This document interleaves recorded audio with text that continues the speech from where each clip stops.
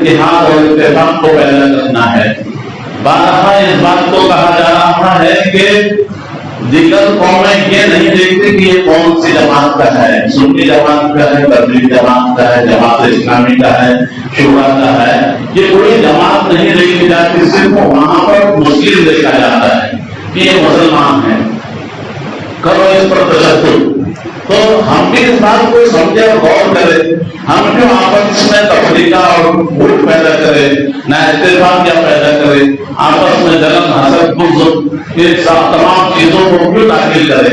یہ ساری چیزیں جو ہے دیمک کی طرح ہے،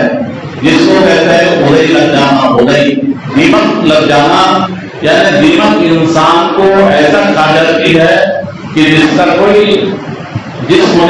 چیز باقی نہیں رہتی۔ اگر دیمک لکڑی کو لگ جائے تو لکڑی پوری جو ہے بھوسا بن جاتی ہے، ایسی دیمک، یہ دین کی دیمک انسان کو اگر لگ جائے تو انسان پورا ریزہ ہو جاتا ہے، کسی کام کا نہیں رہتا۔ اگر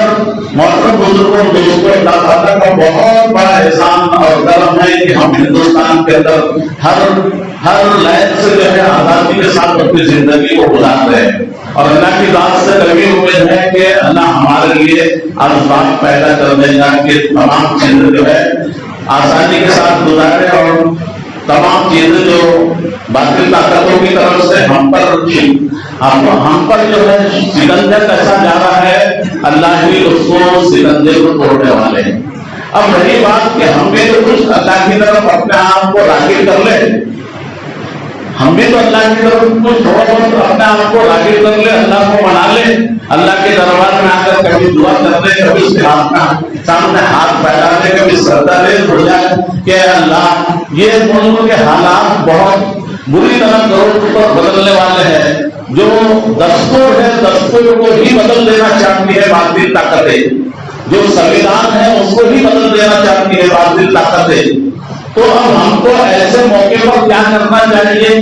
کیا ہمارا لاہی عمل ہے؟ باطل طاقت کو کس طرح ہم روک سکتے ہیں؟ اس کے روکنے کے لیے ہمارے پاس کیا لاہی عمل ہے؟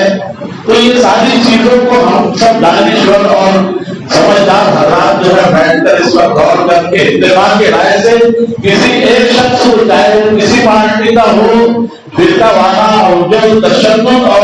فرقہ پرست پارٹی ہے اس کو چھوڑ کر اس کے علاوہ جو پارٹی بھی اس کا کینڈیڈیٹ، اس کا امیدوار اگر چن کے آتا ہے تو اس کو ہم سب کو مل کر اس کو ووٹ کرنا ہے۔ اور یہ میں نہیں کہہ رہا ہوں، یہ ملک کے تمام بڑے بڑے علماء کرام چین کر اس بات کو کہہ رہے ہیں،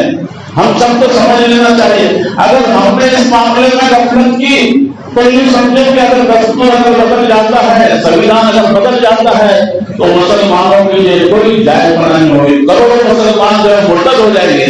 کروڑوں مسلمان مرتد ہو جائیں گے۔ مرتد ہونے کا مطلب سمجھے، مرتد ہونے کا مطلب صاف طور پہ آپ سے کہہ رہا ہوں کہ کروڑوں مسلمان،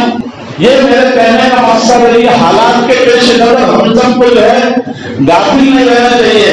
ان اللہ لا یغیر ما بقوم حتی یغیروا ما بانفسہم، خدا نے آج تک اس قوم کی حالت نہیں بدلی، نہ وہ جس کو خیال اپنے آپ کے بدلنے کا۔ اگر ہمارے دل میں اپنے آپ کی حالت کے بدلنے کا خیال نہیں ہے تو خدا کو بھی تمہاری کوئی پرواہ نہیں ہے۔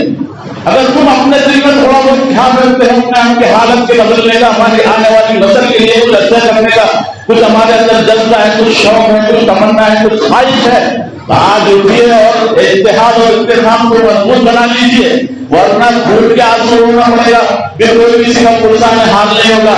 آج جو ہے ہر قوم کے اندر اتحاد ہے، نہیں ہے تو مسلمانوں کے اندر اتحاد اور اتحاد ہے، اتحاد پیدا کر کے دیکھو یہ باطل طاقت تمہارے سامنے جھک کر آنے والی ہے۔ لیکن کیا